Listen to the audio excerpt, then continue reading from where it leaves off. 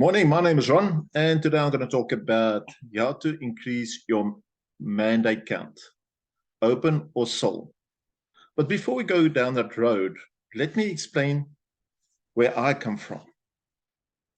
I've been in business since 92, been in the life insurance industry, debt counseling, micro-lending, debt collections, you name it, I've been there. I've even had a takeaway. I was one of the first people with a network of people to convert tribal land into a freehold property to raise a bond. I've built properties, I've built houses, flip properties, and I understand how the industry works. But I've only been in sales for the last 2 years, and I'm still an intern. So what makes me an expert on this talk, how to get mandates? I'm not there to tell you that I'm an expert in getting mandates, but what I can say to you is I know how to build relationships with people. In 1992, I got into life assurance, and the first year I became one of the top brokers for Southern Life. And I was under the top 10 for 5 years in a row. And one thing I've learned in life assurance is selling a piece of paper to somebody. If you can sell a piece of paper to somebody, you can sell anything. You're selling them a dream. With property, you can see it, you can feel it, you can walk through it. But in life assurance, you're selling a dream. But I've realized a key ingredient in sales is not what you're selling, it's a relationship you build. First of all, in the life insurance industry, I determined my market. And I worked with the African market, the teachers, the unions, and I've really established a nice market for myself. And I was doing 30 to 40 insurance policies a month from 92 to 97 on referrals because I took interest for that particular person. I used to sort out their subsidies, sort out their blacklistings, sorting out their debt. All of this started to help me to grow their portfolio. It was never about Ron. And I'll always talk about the me to the we to the us. The me is, I know what my product is, what I'm comfortable with. The we is the people who wants to get into my business, to understand, yes, I also want to get into that business and I understand the processes. The us is the customers, but I'm not going to go too much on that. But this is about the mandates. So what I've done is I put a bit of a PowerPoint presentation together. So just bear with me. I just want to go into the presentation and share it. Okay, so I've got it there, and just let me go into, there we are. So let's go to how to increase your mandates. So my first question to you is, how does real estate work? Number one. As a real estate agent, you need to know the importance of building a network of people around you. Understand the Lord approach. And what do I mean by the Lord approach? It's a location. The L stands for location. And like, for instance, I stay in Blouberg. Location is, I know it's seasonal. It's about kite surfing. It's walking the dog, having coffee on the beach, and having that relaxed atmosphere. The O for occupation stands for, what do you do? Are you a CEO? Are you a carpenter? Are you a government employee? All of those plays a vital role in your real estate business. The R for recreation. As I said, That could be kite surfing. It could be motocross. It could be wine testing. Whatever the reason is, that's what the real estate is all about. It's location, occupation, recreation, and D stands for dream. What is your dream that you want? Is that a dream where you want to sit back and retire? Are you a yuppie? What is that dream for you? And through this, you can build up your portfolio in properties by splitting your portfolio up in upper market, middle class, let's say, for instance, seasonal. All of that has got to do how your real estate business will be put together. And that's one of the ways you can get more mandates if you understand what your market requires from you. The next question is, I just want to move this one section out the way. What do you feel is your biggest challenge with growing your mandates? And one of the things what I've come across is people say, you know what, it's not, the challenge is I don't understand self, or my network is too small. I'm new in town, I don't know anyone. So let me explain to you this. I'll tell you a story. 2021, April, I was still stayed in Hillcrest, Durban. I put, my wife sold a debt counseling business. We put our house in the market. And then we had those riots in KZN. And everything I had was burnt down in those riots. 1,000 storage units were burnt down, and I was one of those. Whatever I could fit in my Ford Everest, that's what I came down to Cape Town with. My wife and I and 2 dogs and the clothes on our back. We found a furniture place. I moved into a real estate company, and it took me 3 months to identify the different needs. Okay, I left the company 2 months ago, joined a new company, but the process stays the same. I first established my network. I went to coffee shops, understanding, speaking to people, leveraging through people, using social media. And since January this year till now, between my wife and I, we're both in the real estate game. We probably sold 10 or 12 houses. Not bad as newcomers in a new area.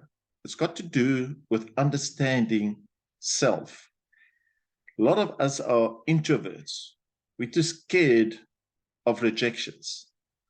Sometimes we have to move out of that comfort zone. Sometimes we have to start over. Sometimes we just have to say, okay, enough is enough. I know where my bread is buttered, and I'm going to hit the market. Work with people you want to work with. You see, there are 3 different types of people in the world. The person you look up to, the person that's same as you, or people looking up to you. Which one would that be? A, B, or C? You see, a lot of us, we will look at people looking up to us because we feel important. And those are the people who will hamper your growth. Think of it. Now, yes, I'm interested in buying something from you, but not now. I have to wait for payday. Or no, I'm not interested in selling my house right now, but you're a nice friend. But I see you're very successful. These are the people looking up to you, but they're hampering your growth. The B class of person, the same as you, they're the ones that always point fingers to you. When I was in life assurance, people, my friends, family, everybody says, hey, I mean, you're dyslexic. You can't even sell. My friend tried it. and they give you all of those negative comments. But I always understood self. I understand failure. That's why I love the A category client. People who I look up to, the entrepreneur, he understands failure. The CEO understands failure. The people that started numerous businesses. Those are the people I work with because they know when I chat to them, I can relate to them and they can relate to me to build up my network, because my network is my net worth. The third part is, what's keeping you from being where you'd really love to be in real estate? The common line in sales is the quality of relationships, your own financial well-being. We're always looking at the commission. But one thing I'm going to tell you, if you want to be successful in this game, never look at your wallet or your bank account. Look at the number of mandates you can sign up, the number of properties you can sell. That is where it's going to put you to the next level. How many of us says, I've got a person that's interested in this property. It's 5 million. If I get 5% on 5 million, it's going to be X. My 50% is this. And you've already spent the money without having it into your bank account. I've seen it so many times where deal has been completed and there could be a death in the family. Or they could be on what I found in one case is where the property was just to be registered and there was an attachment on the property. A lot of these things happen for no reason, and you've already planned your income and you just feel deflated because that deal didn't go through. So that's why I says, if you can control your mandates, you control your industry. And a lot of people say, focus on one area. I fully agree to a certain point. For me, it is, what have I got on my cell phone, my contacts I've got on my cell phone. That's more important than area. I want to tell you a story. One of the companies I worked for, they never asked me, what can I bring to the table? Because I'm sitting with an X amount of high quality leads, CEOs, company databases where I'm still working through the financial literacy, where I can help them to qualify for bonds. And they put you into a corner without knowing who you are, what you want to do, and what you want to bring to the table. These are a couple of things that's keeping us to reach our targets through mandates of selling property, because we cannot move into those areas because we've already built that relationship of that person on our cell phone, but then sometimes we have to give out that mandate to a third party. I'm not going to give any mandate to a person if I don't trust them, because I've already built up that relationship with that specific client.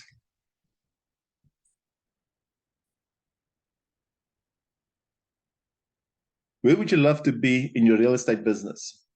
So, as I say, it's all got to do with planning, daily goals, monthly goals. What I've done, which works for me, is I've created a mastermind group with different sectors of the market, entrepreneurs, a couple of estate agents, and company owners, where we share ideas and be accountable to each other. And to say, okay, how can I help you with this problem? It might not be in real estate, but it helps me to understand my own business by setting my own goals, my daily goals, weekly goals, monthly goals, yearly goals, 5-yearly goals with a roadmap. Napoleon Hill spoke about plan your work and work your plan.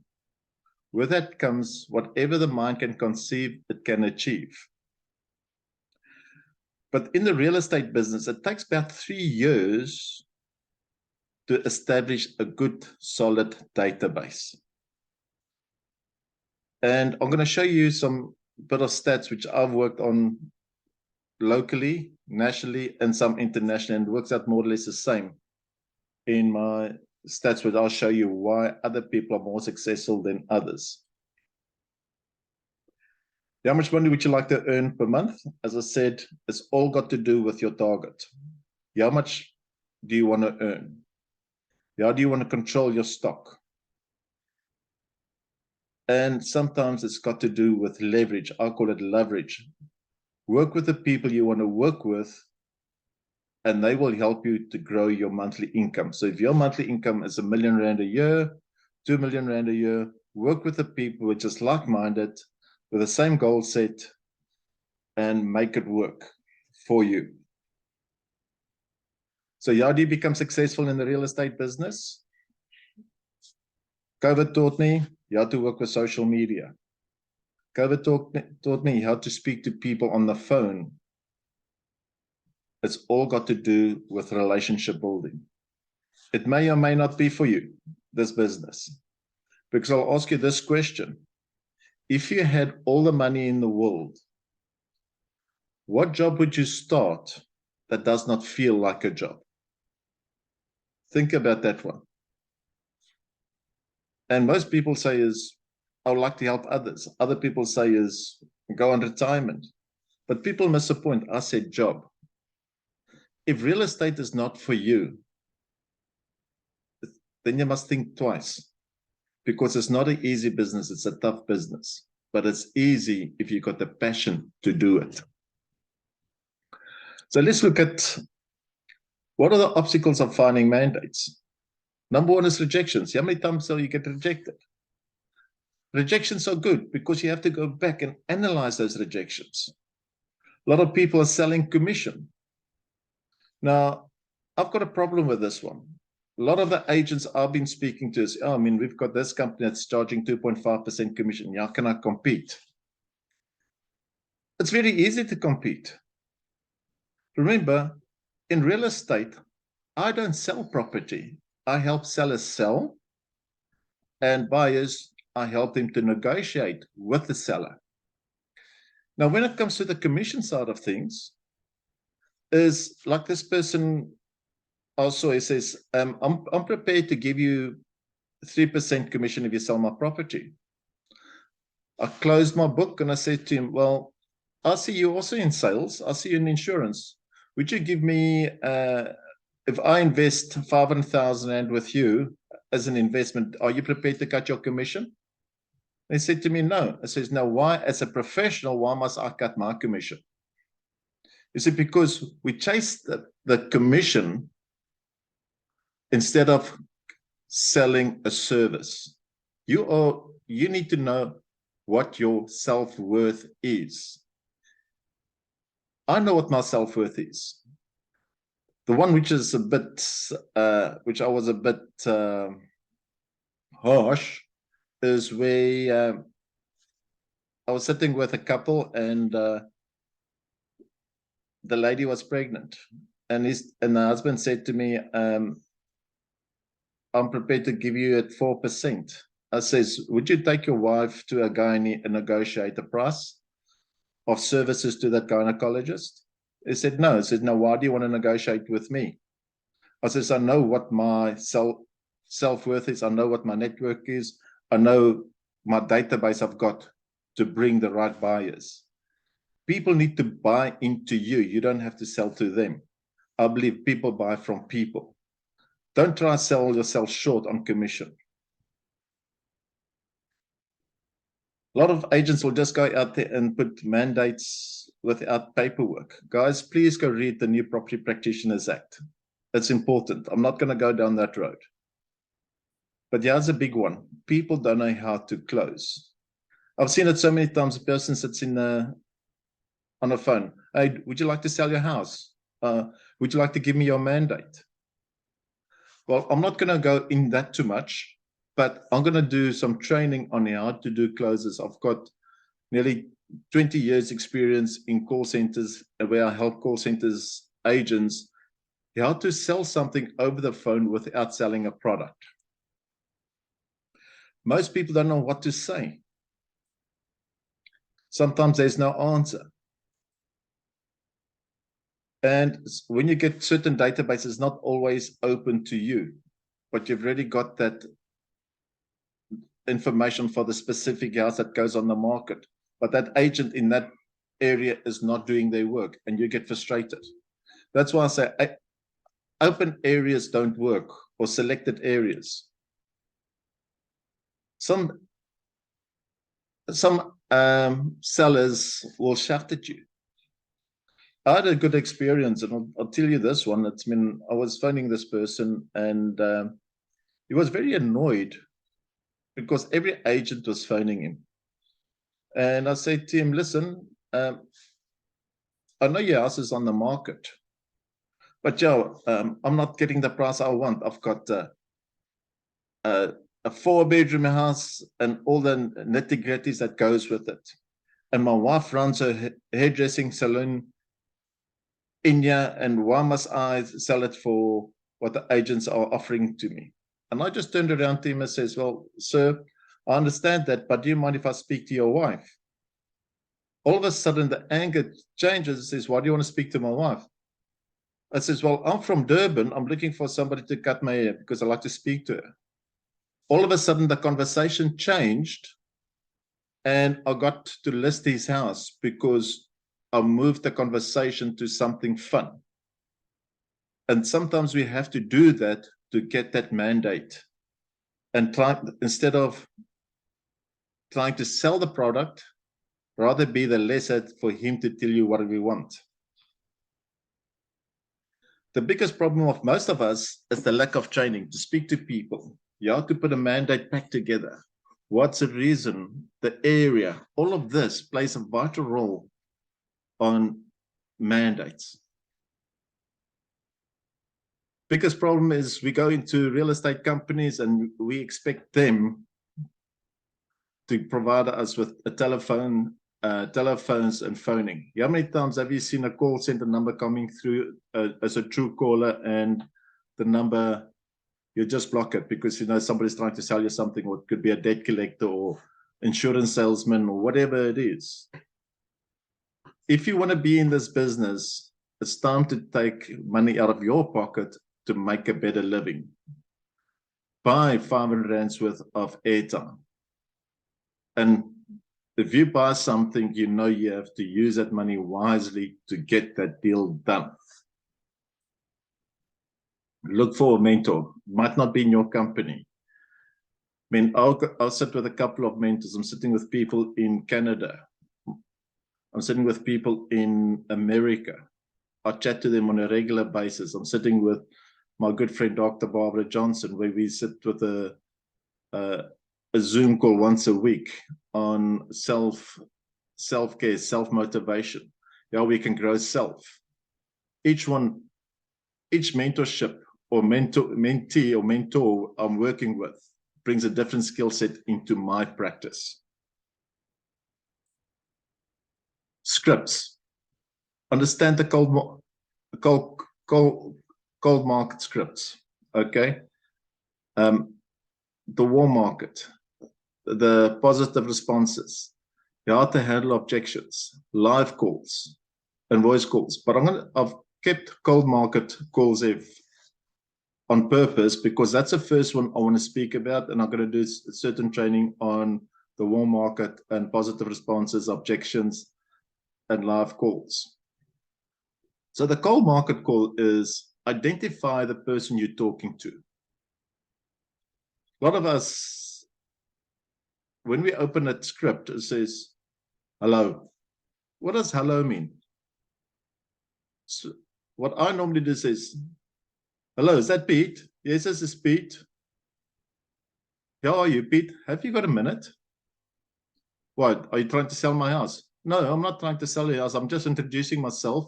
I'm new to the area. I'm from Durban. Have you got an agent looking after your portfolio? Do you see the change of way I've been working it, because we listen to what that person wants. Sometimes you just have to create that conversation because we need to understand the different personalities.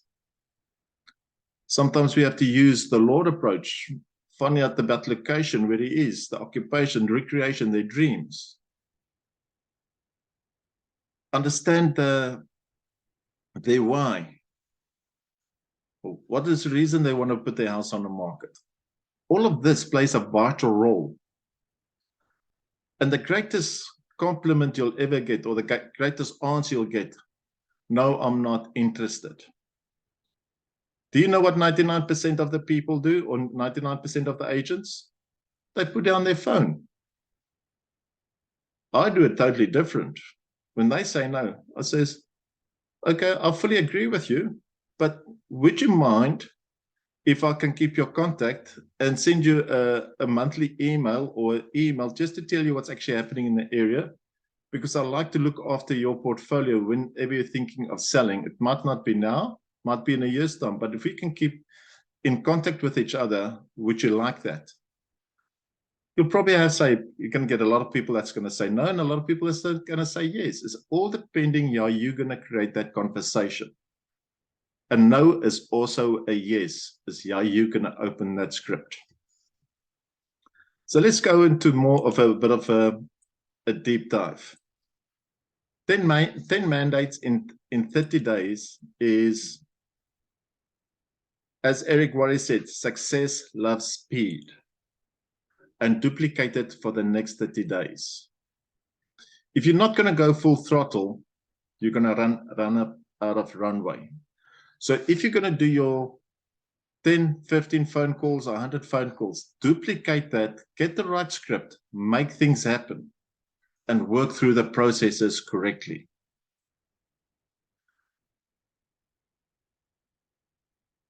So in the networking field or the mandates, 70% of people will do 0 sales. 20% will do between 1 to 2 sales. 5% will do between 3 and 5 sales, and 3% will do 6 to 9 sales. The 2% will do more than 9 sales. Why? They have more mandates. They become market leaders. They become their own personal brand. They will do 70% of the sales, and they will dominate the area. So what is the value for you by prospecting 10 mandates in 30 days? You'll be controlling the market or your sector. Other agents will be selling your stock. You'll have extra buyers. What will your network be, or your net worth be, after 12 months? We'll start building up a passive income. Now, what I'm talking about a passive income, so if you can start controlling the mandates on a regular basis, you get other agents selling your stock. You know which ones you want to sell, but at the same time, a lot of agents don't even know how to pick up the phone to get mandates. They rather has the buyers that they can run with the buyers to maintain your book. 50% of something is better than 100% of nothing. You become the premium agent where you can take advantages from, more commission. You become the role model and create a status for yourself. So what is your income worth to you if you want to be that premier or good quality agent? You need to decide today is, what am I going to do differently than my competitor? Are you hungry enough to go get those mandates? Are you hungry enough to get onto the phone and get rejected? Let's say, for instance, you get rejected 100 times. Are you still going to do 101 phone calls, or you can say, this is not for me?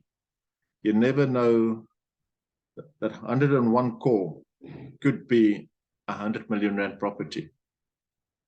It could be a turnaround of the way you're thinking books. You might be doing things incorrectly. You're starting to learn from self. Be coachable. Most of us aren't coachable. and face your fears. In closing, always be in control by understanding the difference between listening and hearing. I can hear my wife, but I'm not listening to her. Does that make sense? We're not listening what the customer wants. We're trying to sell that mandate. We're trying to sell that house. We're trying to sell a 2-bedroom property where a person's got 10 kids. We're not listening. If we're starting to listen, it will start helping us to control the buyers, control the sellers, and sell them what they want, not what we want. Stop focusing on the commission. Create your conversations without the yes and a no answer. And have a book by you where you can make some notes. Oh, you want a 4-bedroom house. Why would you like to have a 4-bedroom house? Must it have stairs?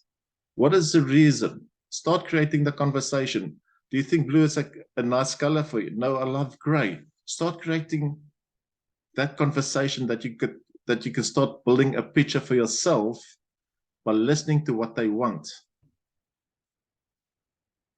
Always make your client feel important. Getting back to understand the Lord approach. If you forgot what the Lord approach is, understand location, occupation, recreation, and dream. Because it might be a person from Joburg is looking for a place in Blouberg or Camps Bay or just in Cape Town. Find out what is his occupation. He might still be employed. Say, for instance, Department of Health. He needs to be close to a hospital. His recreation is kite surfing. And his dream is that one day he wants to retire where he is, but at least it can maybe provide him a passive income. All of those type of things you need to take in control of your mandate approach. And remember, people buy from people. Never try and sell, as I say, that people buy into you. Don't never try to walk away with a 2.5% commission. Just tell people what you want and that people buy from you. It's not about the commission because people buy into you. And be you. So guys, this is a bit of my way of thinking on mandates. Why don't you drop me a WhatsApp and give me your opinion about this video? Maybe we can work together. Why don't you jump on a Zoom with me and ask me questions and I can ask you questions. I'm also looking for a full status agent I can work with where we can grow and help people to grow in this industry. So why don't you have an awesome day, go sign the mandates, and remember, be positive and understand self and always be you.